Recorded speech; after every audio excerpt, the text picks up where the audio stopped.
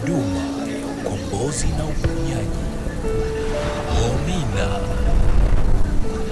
Hosanna Ministry of All Nations, kutoka kwa Mtume G.K. Musa. Naomba uniamini,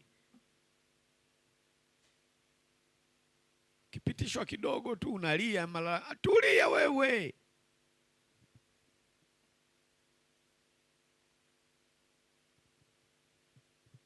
Mungu hapatikaniki kirahisi, watu wa Mungu. Tulifundishwa vibaya. Mungu hapatikaniki kirahisi. Kwa mtulivu kwenye kazi zako za mikono, tulia. Ndio umeanzisha biashara hii, kidogo tu umeama nini, tulia.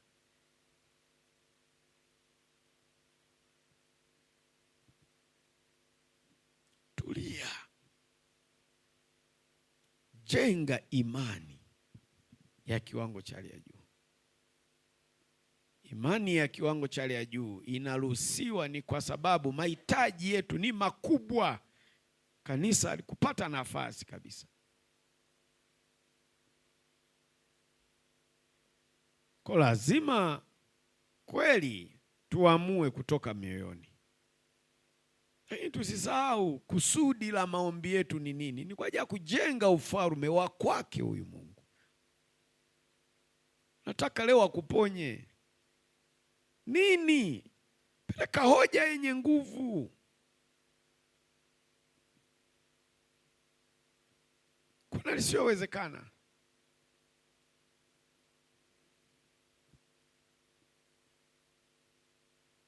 Nataka kufanya nini? Hoja yenye nguvu.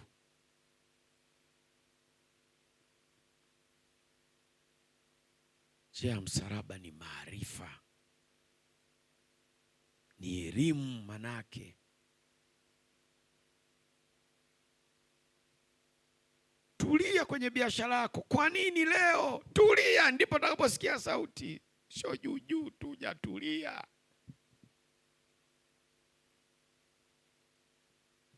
Roho wa kweli anahitaji utulivu wa kiwango cha hali ya juu, watu wa Mungu, sana sana sana. Jenga imani, tulia.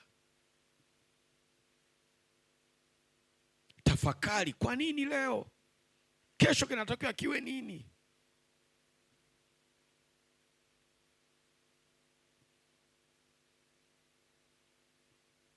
Gharama kubwa ni kusikia sauti ya kiongozi wetu ambaye ni Roho Mtakatifu. Na tukumbuke Roho Mtakatifu anakaa palipo patakatifu. Tujitahidi sana kubeba na kutembea kwenye utakatifu. Tusiruhusu vinywa vyetu kuchafua mioyo ya kwetu.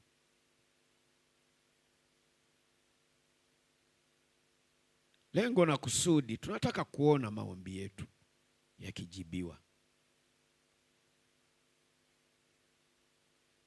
Tulia. Utulivu, watu wa Mungu. Hata wakikuona watu wanajua, mbona siku hizi ametulia sana, kuna nini? Maanake tunashuhudia uokovu, ndio maana yake. Sio upo tu nini? Roho saa ngapi atanena, ataongea na wewe? Saa ngapi? Kulalamika tu.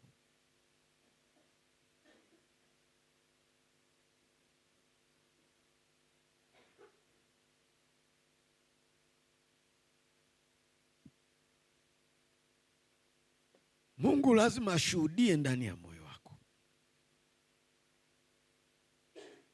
Lazima. Siko unalalamika tu afu kumbe hujatulia. Na sio mtii na wakupokea maagizo likupasalo kulitenda kwa huo wakati.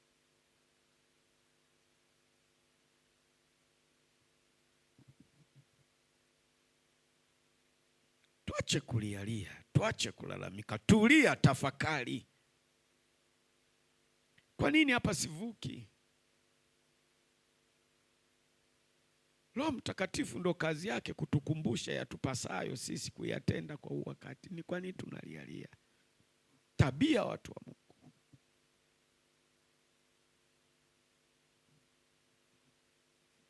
Mungu alishaachilia, lakini havitufikii. Ni kwa sababu ya tabia, kwa sababu ya tabia.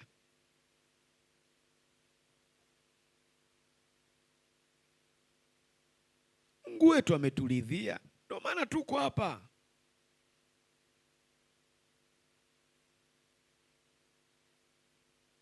Wokovu ni mabadiliko ya tabia. Tulia, mtu wa Mungu, tulia. Mwamini Mungu wako.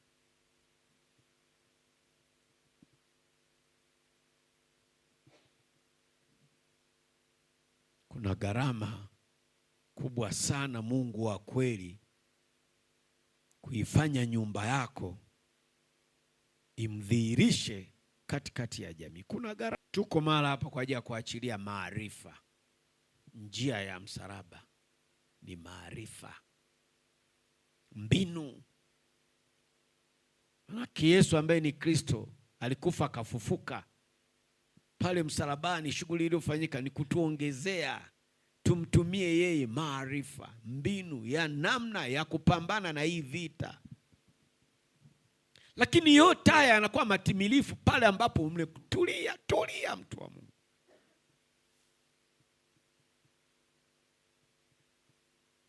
Tulia. Mimi mwenzenu ukituma ujumbe nikiusoma tunajua tu ujumbe ni wa shetani au wa Mungu. Mimi najua tu.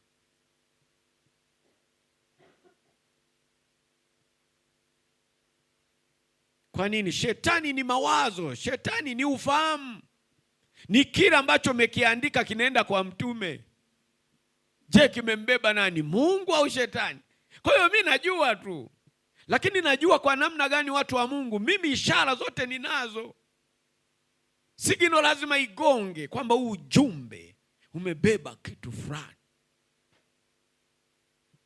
Lakini yote haya yanakuwa matimilifu kwa sababu nimetulia, niko tayari kukuhudumia.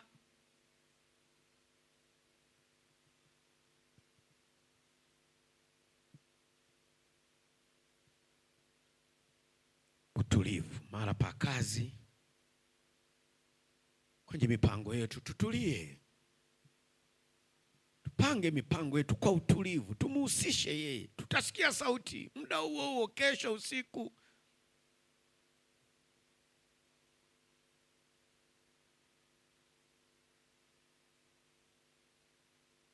Naamini Roho wa kweli wa Mungu yuko pamoja na wewe. Mimi naamini hivyo. Mtu yote aliyeniamini mimi, aliyeamini madhabahu, huwezi ukaachwa hivi vinenda uendako. Huwezi ukaachwa hivi.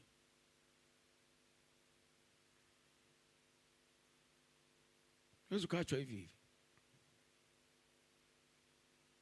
Tena mimi nikiamua kutamka, mimi natamka kitu kimoja. Kumbuka sadaka zake. Full stop. Kumbuka sadaka zake. Ni agano. Mungu, kumbuka mambo yake, kumbuka hekima yake, kumbuka neema, kumbuka kafanya mangapi kwako. Wala tupigiani kelele katika kufungua wala kuomba wala kufanya nini. Tunaangalia agano. Mungu, kwani ateseke huyu? Sadaka zake zinafanya kazi gani kwake huyu? Zinafanya kazi gani? Ametoa huyu, anatoa huyu, anajenga ufalme wako. Shida nini? Nini hiki kinamng'ang'ania? Mungu ni mwaminifu.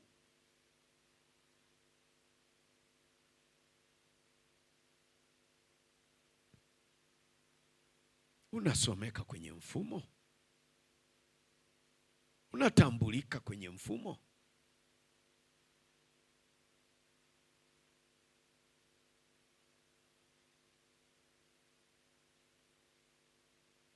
Kwenye habari njema wanasema kwenye kitabu cha uzima humo. Ndio habari njema ya mwana wa Mungu Kristo umeandikwa kwenye kitabu. Na kama umo kwenye kitabu, hoja inapokuja ya tatizo lako, wanafunua kitabu, wanafunua BTC humo. Kama haumo pending huko, fulani humo, wanafunua. Wakikuta lazima upewe haki yako.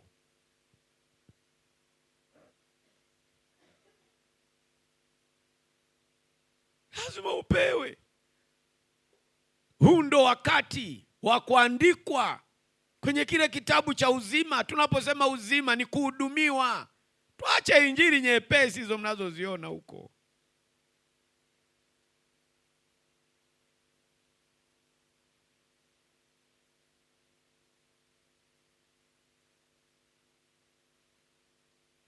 Kuna ufalme wa sasa na ujao. Lazima tule saizi, lazima tumfaidi Kristo wa urejeo huu wakati. Alafu sasa wapi bwana? Andikwa.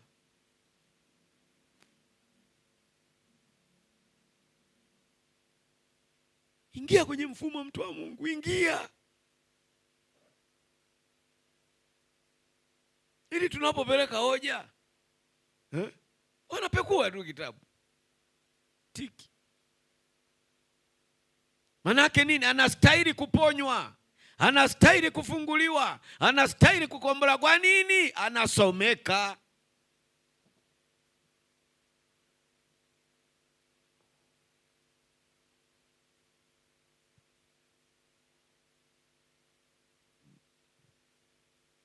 Sasa wakienda madhabahu hii usomeki, wakienda madhabahu hii usomeki,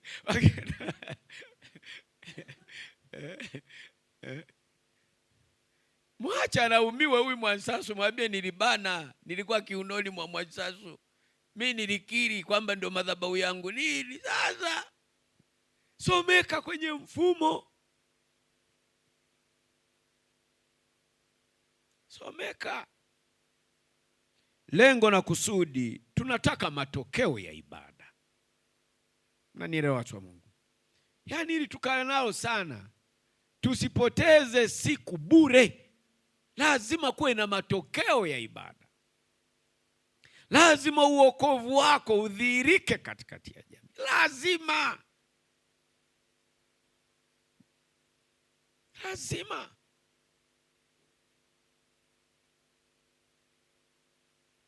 Kodi ni mtoa sadaka, unamfanyia ibada Mungu kwa njia ya sadaka. Mnaoona wanayafanya watu wa mataifa ni ya mbingu.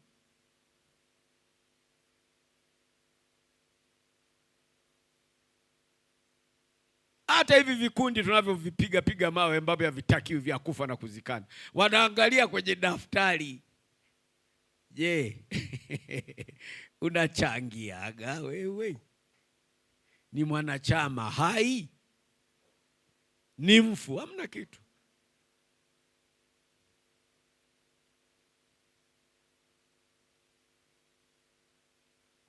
Lazima uwe hai. Uhai wako kwenye wokovu wako upo kwenye sadaka. Sikudanganye mtu. Wewe ukaenda benki na ATM card ukachukua milioni wakati una 10,000. Nani akuwekee bwana? Nani akupe? Yaani za wenzio. Hiyo haipo.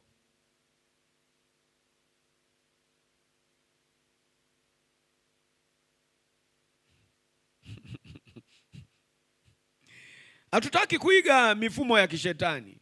Mungu ni wa haki.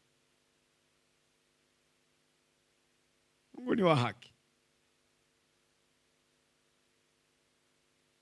Sasa kwa unalia, kila ukilia, atumwa malaika Rafaeli, nenda kaondoe ugonjwa kwa yule. Rafaeli anambia baba, mbona mtu mwenyewe hana haki? Asomeki huyo mtu.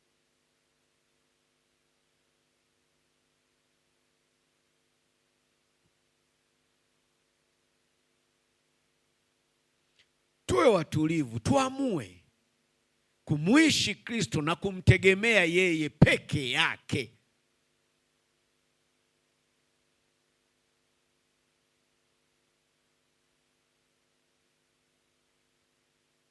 Tumwishi Kristo na kumtegemea yeye peke yake. Lakini tukumbuke ni mabadiliko ya tabia. Kuna Ukristo na Wakristo. Wakristo. Hapo naomba makini sana. Kuna Ukristo ni dini. Wakristo ni wafuasi. Tabia. Dini ni mpango wa wanadamu kumtafuta Mungu. Ukristo ni dini.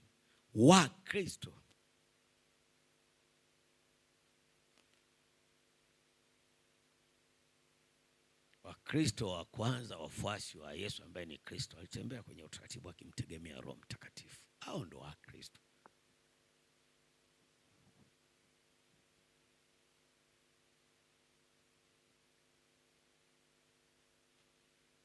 Leo hii watu wanakesha, wanasema mengi. Israeli inaongelewa sio hiyo.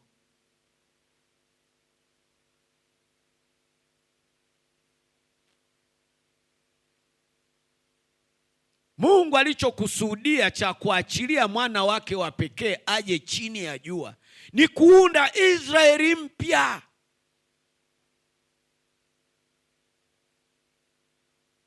Waaminio, wanaotembea na kumtegemea Roho Mtakatifu. Israeli mpya aliyoiandaa Mungu, aliyoitegemea iandaliwe na mwanae. Ni wokovu wa kumtegemea Roho Mtakatifu rohoni, kiroho.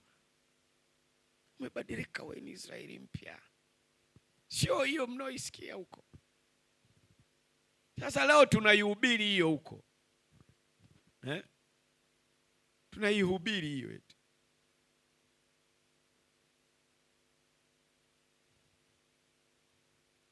Au watu mnawaza tu kuombewa. Najua kanisa na kuachiliwa ufahamu hawana utayari.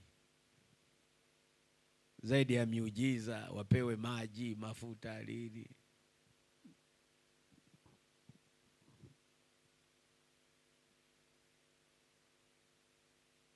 Ndipo tulipochelewa hapo.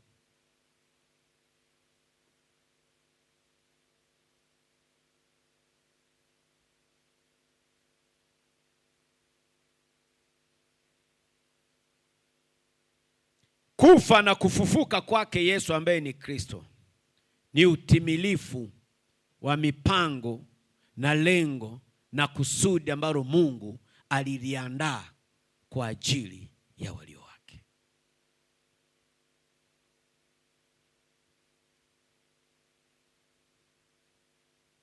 Kwa Mungu alishuka chini ya jua kwa kupitia Yesu ambaye leo hii ni Kristo aliyerejea.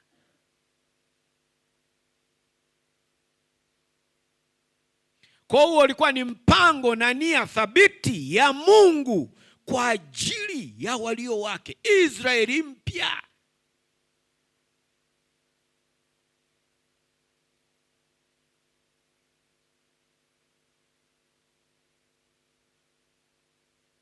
Kwa Yesu alivyokufa na akafufuka,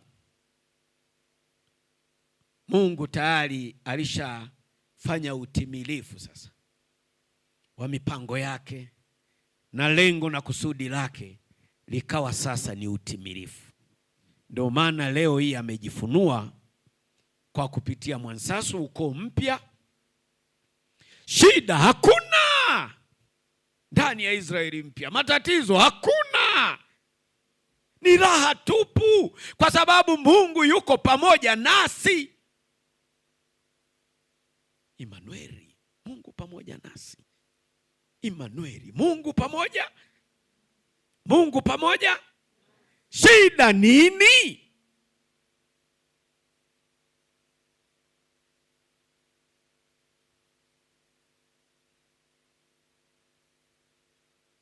Kwa hiyo nafsi yake Yesu ambaye leo ni Kristo aliyejifunua kwa kupitia ukoo mpya wa Mwansaso ni Mungu. Mungu sio mgonjwa. Mungu hana njaa. Mungu hana matatizo. Kama umeamini kwamba amerejea na ufahamu umeachiliwa na umeambiwa utatawala na kumiliki, shida nini? Shida nini?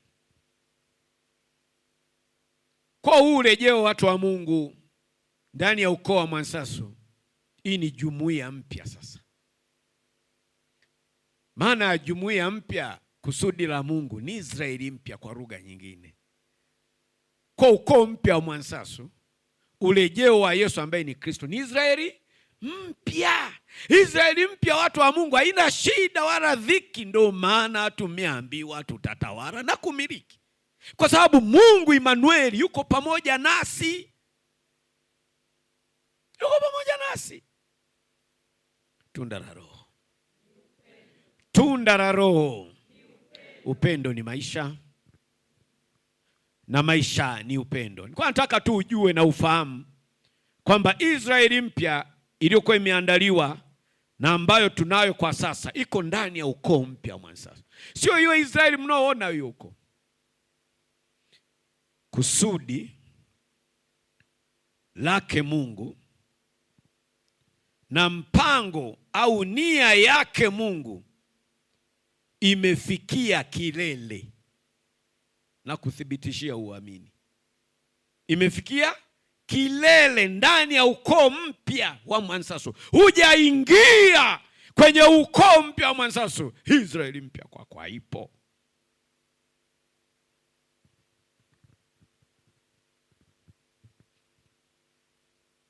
Kristo amerejea. Kuna magonjwa, hakuna shida, hakuna dhiki.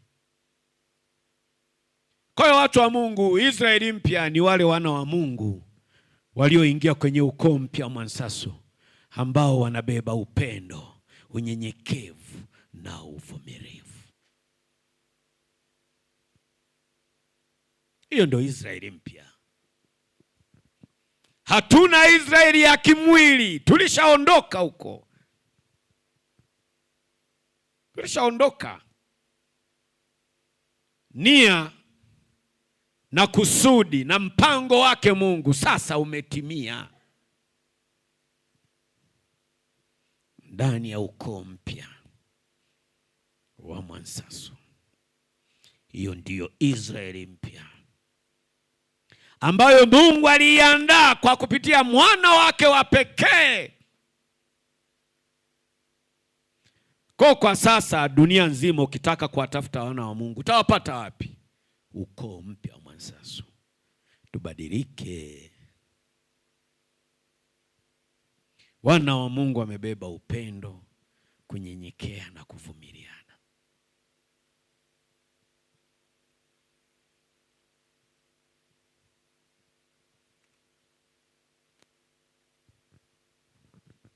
Amina.